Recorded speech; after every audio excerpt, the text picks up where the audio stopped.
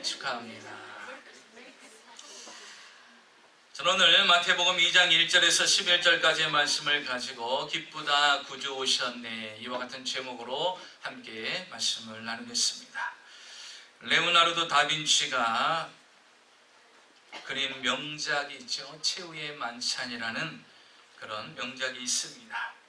그 최후의 만찬이 어떻게 그려지게 되었을까? 최후의 만찬은 그의 나이 43세 밀라노의 어느 백작이 그림을 요청을 했습니다. 그래서 그 요청에 따라서 3년 동안 심혈을 기울여서 그 그림을 완성하게 됐습니다. 그런데 그 그림 위의 모습은 우리가 잘 알다시피 예수님께서 중앙에 계시고 양옆에 제자들이 앉아서 마지막 식사를 하는 장면, 그래서 최후의 만찬이라는 제목으로 우리에게 잘 알려져 있습니다. 그런데 본래 이 그림에는 특별한 어떤 사연이 있었다고 합니다.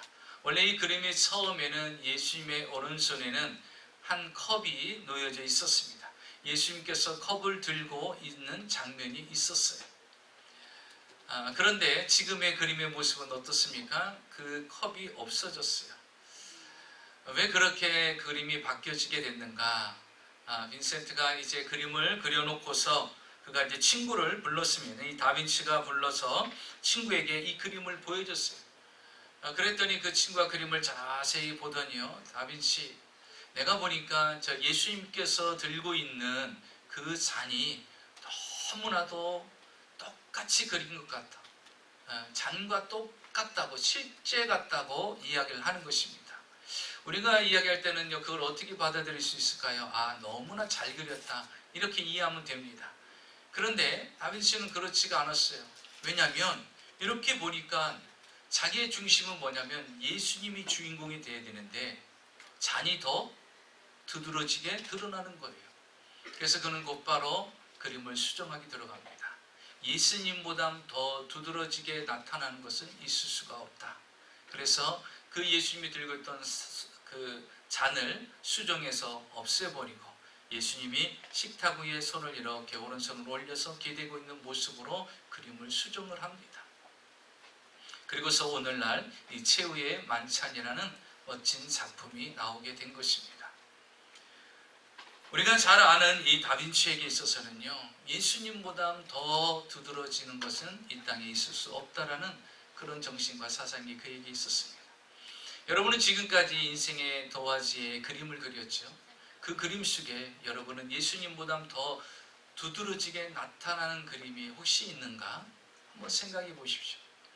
오늘은 특별히 성탄절입니다. 여러분, 성탄절하면 무엇이 생각납니까?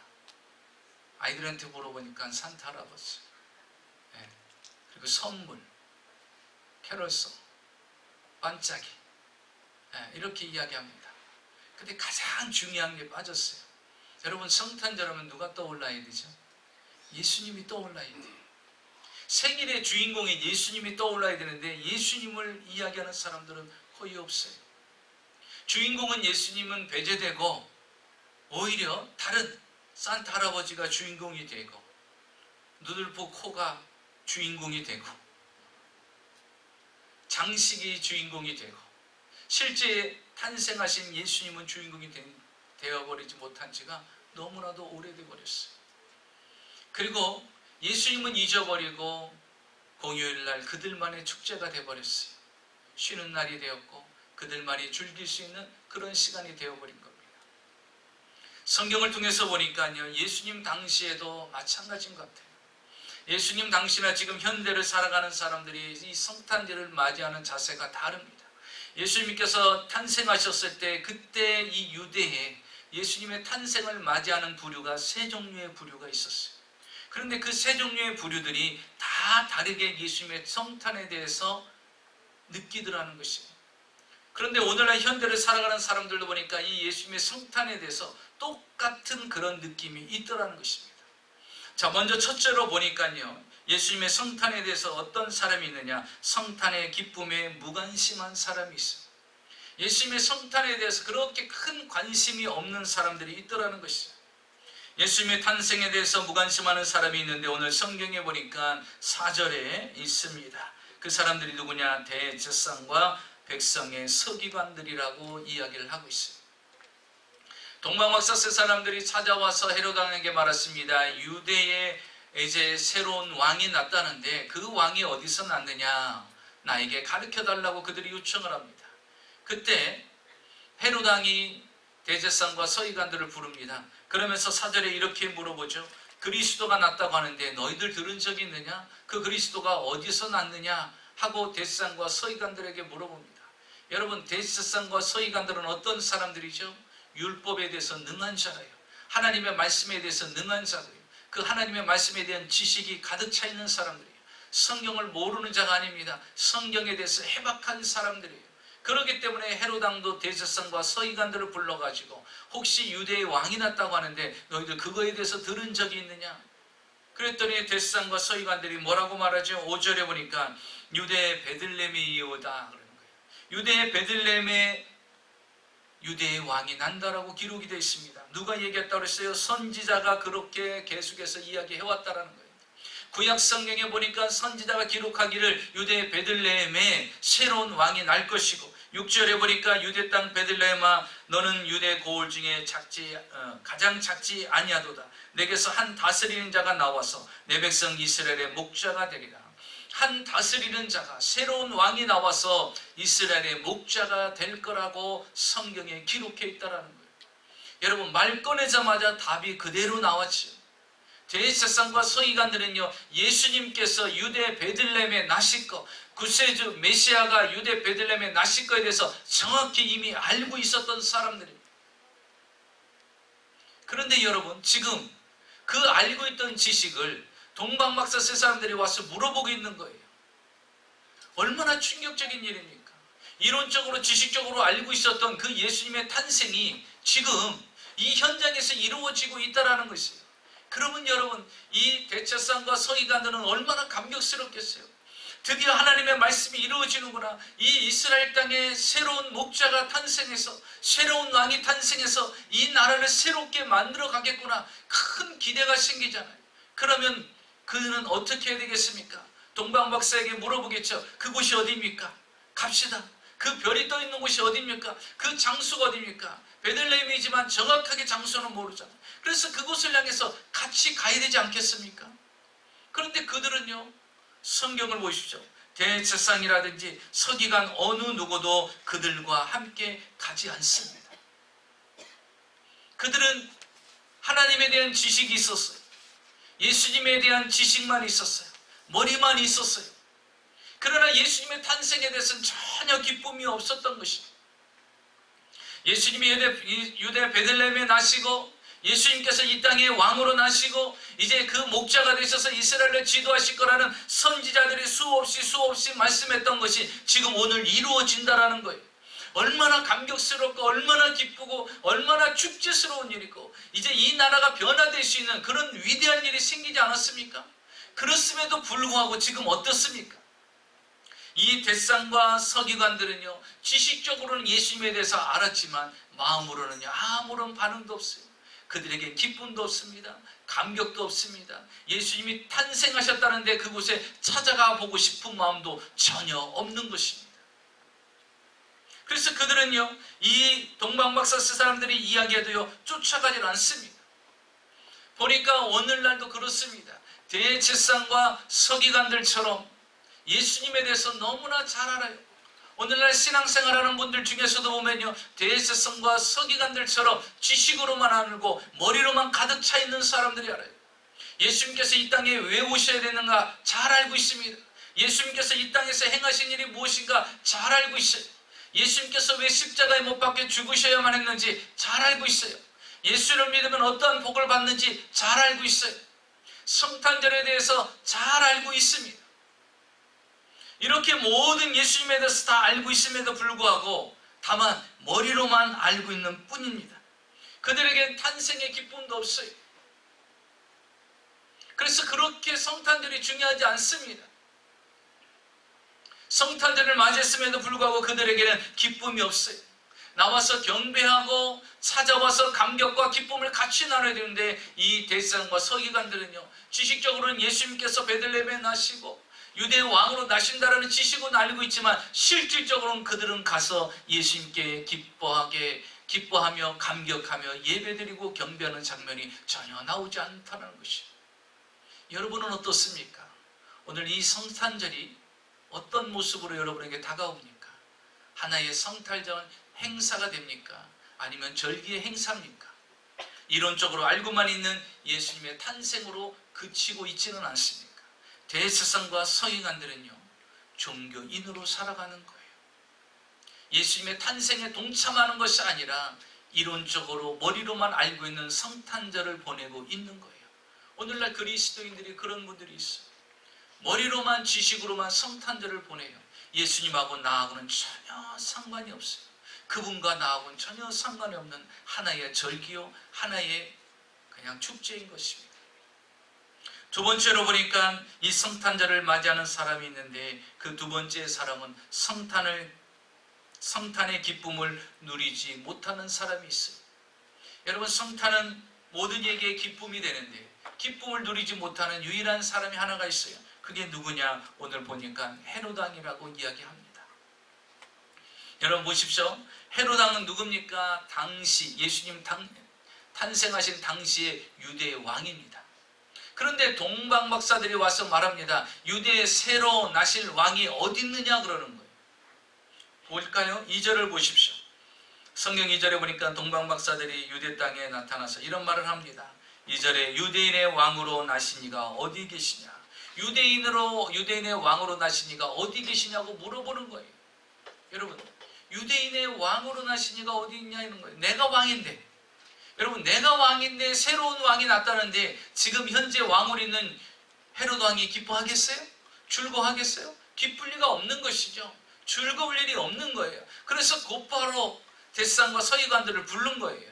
야, 이 사람들 말에 의하면 지금 새로운 왕이 유대에 태어났다는데 그 왕이 지금 어디서 태어났는지 너희들 알고 있느냐? 그러니까 그들이 말하죠. 유대 베들레헴에서 났다라는 것입니다. 그때 곧바로 헤롯 왕이 취한 행동이 무엇입니까? 그는 이런 행동을 취합니다. 유대 지역 주변에 있는 지역에 있는 2살 아래의 아이들을 다 죽이게 명령합니다. 왜? 그 아이가 성장하면 나중에 왕이 될 수 있으니까. 자기 왕의 삶에 방해가 되고 자기 왕의 삶에 경계가 되니까 아예 어렸을 때 죽여버리자는 거예요. 예수님이 더 성장하기 전에 죽이자는 것입니다. 그래서 예수님이 탄생한 베들레헴 주변에 2살 아이 아래에 있는 모든 남자아이를 다 죽이라고 명령을 내린 게 바로 헤롯 왕입니다. 이 땅을 구원할 메시아가 오셨는데 그는 기뻐하지 않습니다. 여러분, 헤롯 왕은 얼마나 잔인한 왕인지 25살에 젊은 나이에 왕이 됐어요. 그는 권력의 욕망이 특별히 컸던 사람이에요. 그래서 그가 권력을 쥐기 위해서는 어떤 수단과 방법을 가리지 않았어요.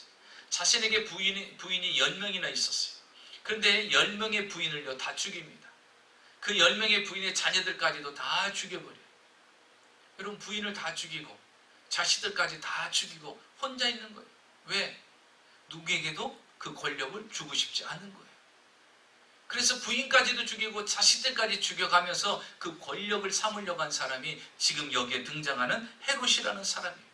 그래서 그때 속담이 무엇이냐면요, 헤롯의 왕자보다 헤롯의 돼지가 더 행복하다. 네. 왜요? 헤롯의 왕자가 되면 뭐예요? 죽는데 차라리 돼지는 꿀꿀꿀하고 새끼라도 잘 얻어먹기라도 하지.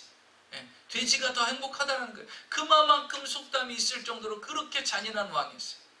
한 번은 어떤 일이 있었냐면요, 아리스토블로라는 유대인의 종교 최고 지도자가 있었어요. 그런데 이 아리스토블로가 대제사장이 되었을 때 오순절 행사를 행합니다. 그랬더니 그 행사를 통해서 모든 백성들이 그에게 환호를 하는 거예요. 여러분, 헤롯은요 시기 질투가 많은 사람이에요. 자기보다 인기를 조금 더 얻는 사람은요 참지를 못하는 사람이에요. 그래서 그를요 자신의 왕국에 초청을 합니다. 그리고 파티를 열어요. 파티를 여는데 목욕 파티를 엽니다. 그러니까 그 안에 물이 가득 차 있죠. 그리고서 그 대제사장을 부릅니다. 그리고 그의 머리를 잡아가지고 그 목욕물에다 집어 넣는 거예요. 쳐박는 거예요. 그러면 어떻게 되겠어요? 몸부림을 치잖아요. 그런데요, 마치 장난하듯이 머리를 계속 눌러요. 결국 어떻게 합니까? 그를 익사시켜 그 자리에서 죽게 만듭니다. 내 앞에서 나보다 조금이라도 인기와 명성과 칭찬을 얻는 사람, 내가 그 꼴을 못 보겠다라는 게, 그게 지금 헤로드 왕의 모습입니다. 그런 사람인데 예수님이 새로운 왕이 탄생했더니 기쁘겠어요? 전혀 기쁠 수가 없죠. 기쁨은 없어요. 감격도 없습니다. 오늘날에도 보면요, 예수님의 탄생에 대해서 이렇게 헤로드 왕처럼 반응하는 사람들이 있어요. 예수님의 탄생을 싫어합니다.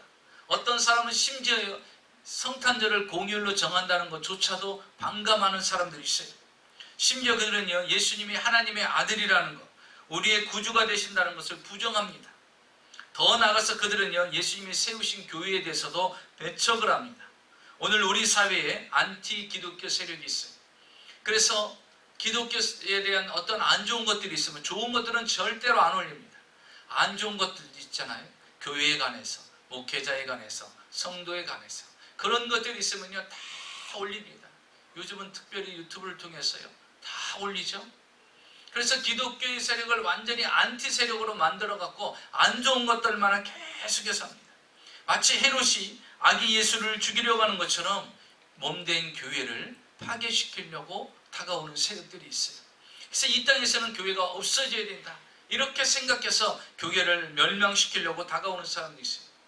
그 중에 많은 사람들이 있었는데 우리가 잘 아는 니체라든지 칼막스라든지 볼테르도라든지 이런 사람들도 다 어떤 사람이 무신론자잖아요. 니체는 뭐라고 말했습니까? 신은 죽었다라고 말했어요. 사르투르는 뭐라고 했어요? 신은 없다라고 얘기했어요. 그런데 여러분, 니체가 죽을 때 어떻게 됐습니까? 그런 미친 광난자가 되어버렸어요.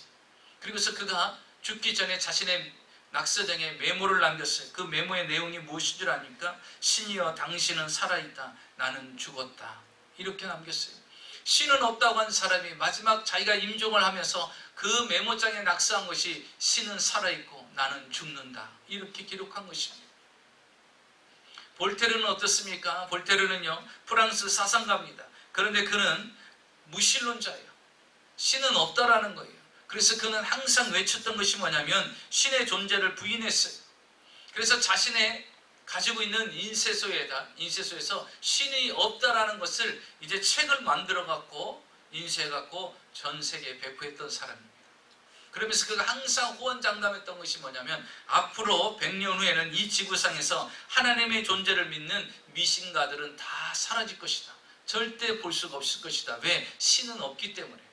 만약에 신이 있다면 내가 이렇게 신을 조롱하고 모함하고 비아냥하는데 나를 가만두겠느냐? 그런데 나는 멀쩡하다, 이렇게 건강하게 잘 지낸다, 그렇기 때문에 신은 없다라고 아주 호언장담을 합니다. 그래서 기독교의 역사는 앞으로 100년 뒤에는 다 사라질 거다 그랬어요. 그런데 그는 세월이 지나서 죽음을 맞이하게 됩니다. 그 죽음을 맞이할 때 그는 의사 앞에서 이렇게 이야기했다고 하죠. 의사에게 사정을 하면서 나에게 생명을 6개월만 더 연장해달라, 이렇게 이야기를 했다는 것입니다. 왜? 그 죽음 앞에서 두려웠기 때문인 것입니다. 그러면서 그는 마지막에 이렇게 외치면서 죽음을 맞이했다고 했죠. 이제는 나는 지옥불에 들어가는구나. 여러분, 신이 없다고 하는 사람이 마지막 한 말이 너무 웃기지 않아요? 이제 나는 지옥불에 들어가노라, 이렇게 이야기하더라는 것입니다. 그러면서 그는 이렇게 얘기했죠. 앞으로 100년 뒤에는 기독교의 사람들이 없어질 것이다.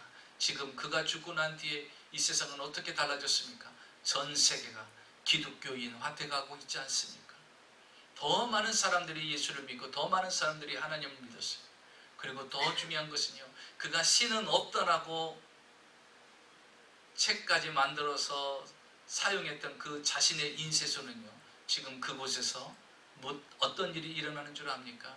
바로 성경을 만들어서 성경을 인쇄하는 장소로 바뀌었다는 사실입니다. 사랑하는 성도 여러분, 헤로드 왕은요, 자기에게 손해가 되고 자기에게 유익이 되지 않는다고 해서 예수님의 탄생을 전혀 기뻐하지 않습니다. 여러분, 반기독교, 예수를 믿지 않는 다른 종교들, 다른 신앙의 사람들, 무신론자들은요, 하나님의 있음을 알지도 못하고 이렇게 반박하는 헤로드 왕처럼 무조건 자기보다 못한 사람들은 죽이고 해하고 또 예수님을 없애는 것이 목적인 것처럼 기독교를 없애고 교회를 탄압하고 그리스도인들을 믿지 못하게 하는데 앞장서는 일들이 여러분 우리 주변에 얼마나 많이 있습니까? 비일비재하게 있죠.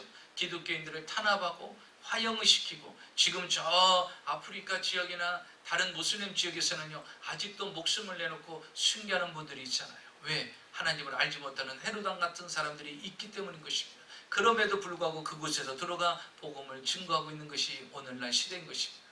마지막 셋째로 보니까요 성탄을 매우 크게 기뻐하고 기뻐하는 사람이 있더라는 것입니다.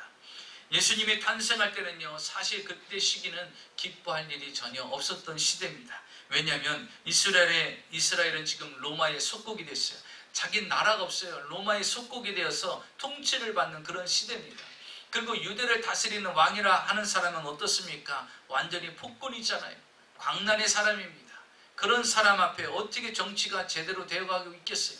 빈부의 차가 심해가지고 사람들은 상대적으로 박탈감을 느낍니다. 또 사람들은 가난해서 수많은 사람들이 눈물을 흘리면서 생활하는 것이 지금 현재의 모습입니다. 그런데 이 환경에 누가 오셨어요? 예수 그리스도께서 오셨다는 사실입니다. 소망도 없고 미래도 없고 가능성도 없는 이 유대 땅에 기쁨을 주시기 위해서 예수 그리스도께서 이 땅에 오셨어요. 자, 성경을 한번 볼까요? 동방박사가 이제 그 예수님을 만나기 위해서 그를 경배하기 위해서 옵니다. 2절을 보겠습니다. 유대인의 왕으로 나신 이가 어디 계시냐? 우리가 동방에서 그의 별을 보고 그에게 경배하러 왔노라 하니. 여러분 동방박사가 예수님을 탄생을 맞이하면서 그분에게 다가온 이유가 뭐라고 그랬어요? 그에게 경배하러 왔다라고 이야기를 합니다. 그분에게 경배하기 위해서 그가 왔다라는 것입니다. 여러분 동방박사는 누굽니까? 유대 사람들이 아니에요. 동방에서 온 사람들입니다. 다시 말하면 그 사람들은요 페르시아의 점성술가입니다.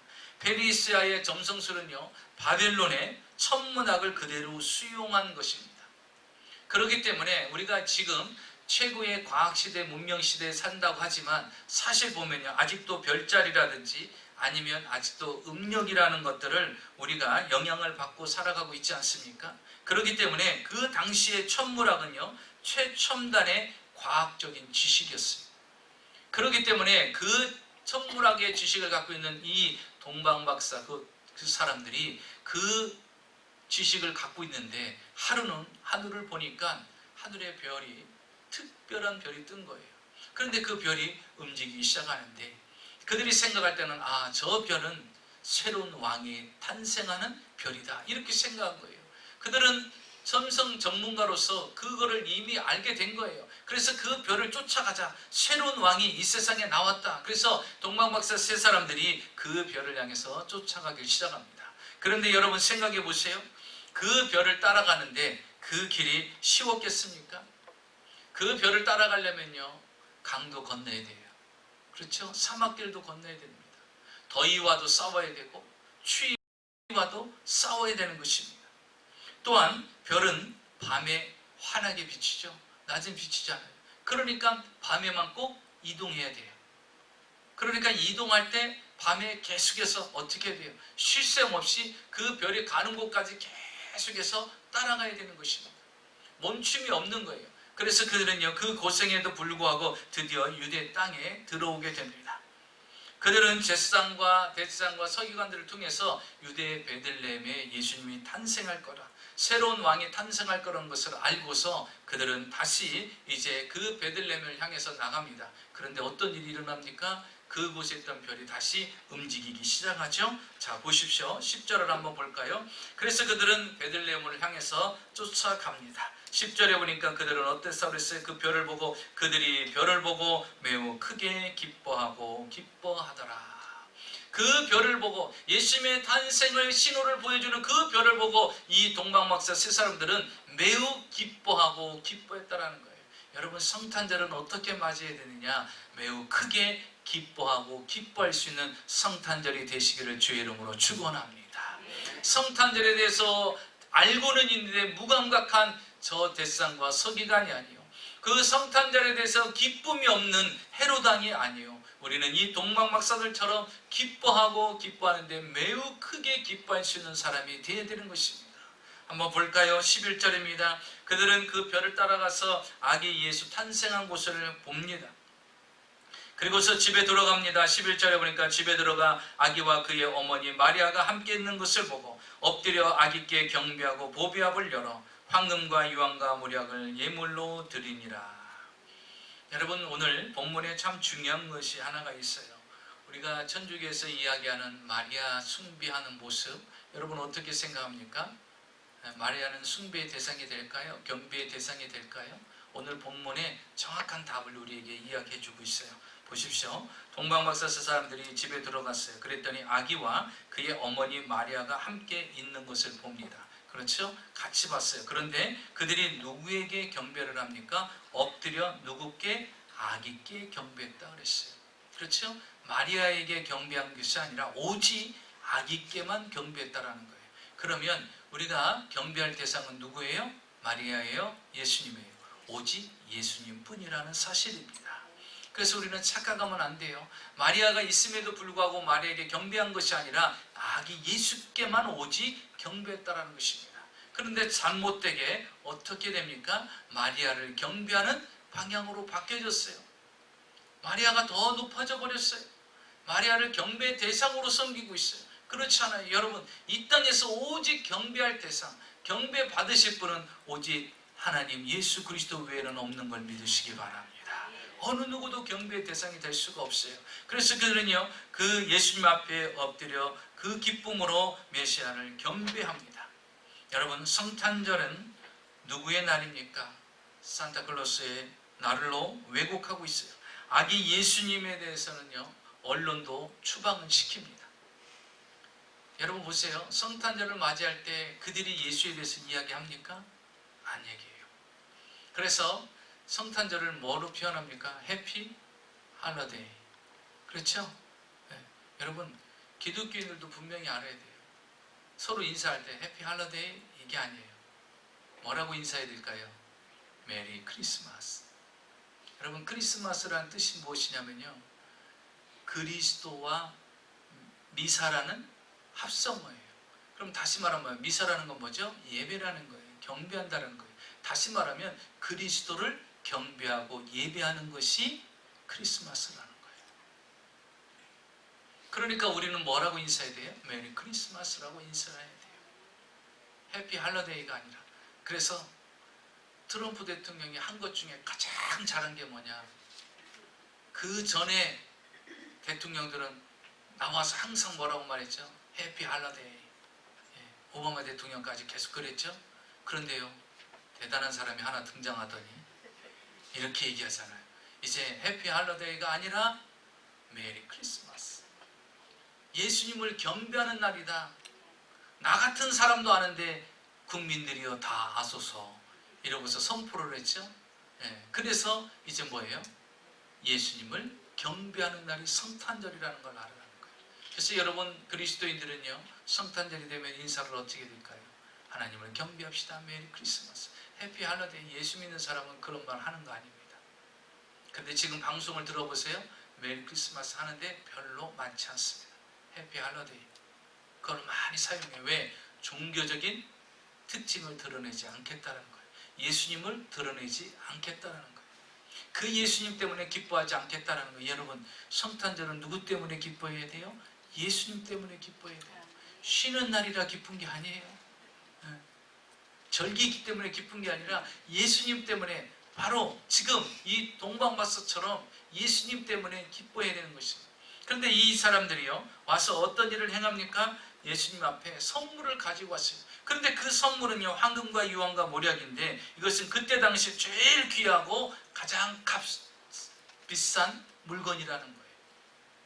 그런데 이 세 가지가요, 다 의미가 있습니다. 황금은 뭐냐? 왕께 드리는 예물이에요. 다시 말하면 예수 그리스도는 이 땅에 왕으로 오셨다라는 것입니다. 그러면 유황은 무엇이냐? 하나님께 드리는 예물입니다. 다시 말하면 예수님의 신성을 인정하는 거예요. 육신의 몸으로 오지만 그분은 신성을 가지신 하나님이라는 뜻인 것입니다. 그리고 마지막 세 번째는요, 몰약을 드립니다. 이 몰약은요, 사람의 몸을 썩지 않게 하기 위해서 바르는 약품입니다. 이것은 무엇을 상징하냐? 예수님께서 우리를 속죄하시고 십자가에 죽으시고 부활하실 것을 상징적으로 미리 보여주시는 것입니다. 그렇기 때문에 동방박사들은 그냥 가지고 온 예물이지만 하나님은 그 세 가지의 예물 가운데 예수님은 참 하나님이시라는 것을 강력하게 증거하고 드러내는 예물이라는 사실입니다. 사랑하는 성도 여러분, 성탄절은요 어떤 날이냐? 예수 그리스도를 경배하는 날이고 우리가 매우 기뻐하는 날이고 그분께 예물을 드려서 그분을 축하하는 거예요. 여러분, 패밀리 레스토랑에 가면 식구 중에 생일을 맞았다고 이야기하려면 어떤 일이 일어나죠? 갑자기 직원들이 막 나와요. 제가 한국에 있을 때 보니까요, 막 어때는 꼭 생일자에다가 머리 꽃갈콘 같은 거 하나 딱 씌워주고 그리고서 그들이 옆에서 막 노래를 부르고 박수를 치고요. 온 주변에 있는 식당 안에 있는 사람들 다 들으라고 이 사람이 생일자입니다 할 정도로 막 해주잖아요. 박수도 치고 노래도 불러주고 어떤 사람은 신나서 춤까지 추고 막 그래요. 여러분, 성탄절은요 예수님을 위해서 그런 축제가 돼야 돼요.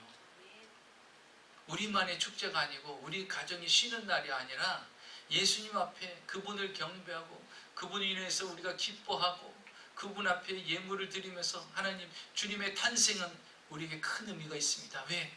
그분의 탄생은 우리의 죄를 구원하기 위해서, 우리를 자녀로 삼아주시기 위해서 이 땅에 오신 사건이잖아요. 여러분, 부활의 사건도 대단하지만 예수님께서 이 땅에 오시지 않았다면 우리는 구원이 이루어지지 않았다는 거예요. 근데 그분이 우리를 구원하시기 위해서 이 땅에 오셨어요.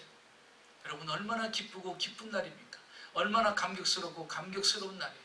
그래서 우리는 동방박사처럼 매우 크게 기뻐하고 즐거워할 수 있어야 되는 것입니다. 전 세계적으로 집 없는 사람에게 집을 지어주는 단체가 있습니다. 헤비다트라는 단체인데 보금자리라는 뜻이죠. 창설자는 밀라드 풀러라는 사람입니다.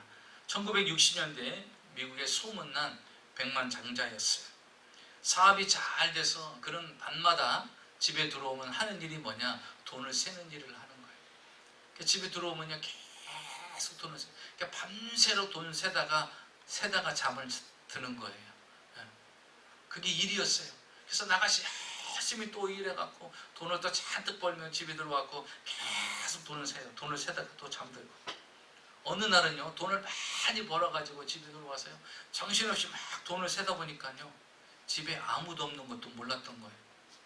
보니까요 와이프도 없고 아이들도 없는 거예요. 이게 도대체 어떻게 된 일인가 하고 둘러보니까 테이블 위에 한 편지가 써 있어요. 편지가 이렇게 써 있어요. 그 편지는 이겁니다. 오늘 밤도 돈을 세세요. 오늘 밤도 돈 벌 궁리를 하세요. 필요 없는 우리는 당신 곁을 떠납니다. 하고요 부인하고 아이들이 떠나버린 거예요. 오늘 밤도 돈을 열심히 세세요. 내일도 어떻게 돈을 벌까 오늘 밤 궁리하세요. 필요 없는 우리들, 돈하고만 친한, 돈하고만 놀고 있는 당신 옆에는 우리가 필요 없으니 우리가 떠나겠습니다 하고 떠나더래요. 그 남편이요 갑자기 정신이 팍 들은 거예요.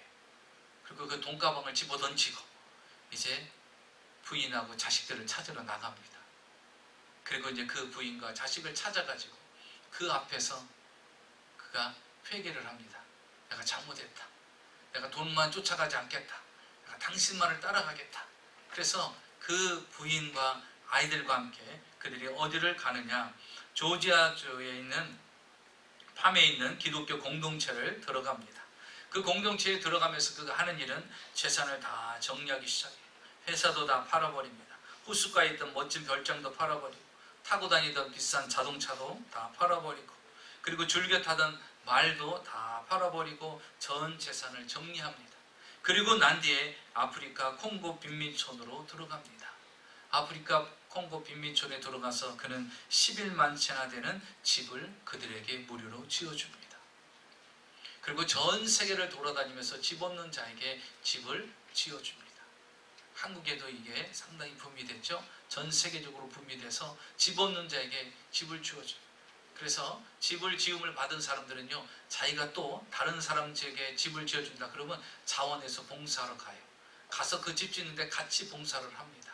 왜? 집을 지으려면 얼마나 많은 사람들이 필요하겠어요. 그러니까 자기 집에 도움을 받은 사람은요 또 쫓아가서 또 봉사하고 또 쫓아가서 봉사하고 봉사하다 보니까요 전 세계에 어마어마한 집들을 지어주게 된 거예요. 여러분, 예수님을 만난 사람은요 더 무엇이 소중한지를 아는 사람들입니다. 무엇이 자신에게 기쁨을 주는지를 알고 살아가는 사람입니다. 여러분은 무엇이 기쁨입니까? 예수님의 탄생이 여러분에게 기쁨이 되길 바랍니다. 이 세상에 어떠한 것도 예수님과 비교할 수 있는 것은 아무것도 없습니다. 우리를 위해서 이 땅에 오신 그 주님을 우리가 기억하고 그분만을 경배하고 그분만을 높이며 그분께 예물을 드리며 그분께 경배하는 저와 여러분이 되시기를 주의 이름으로 축원합니다.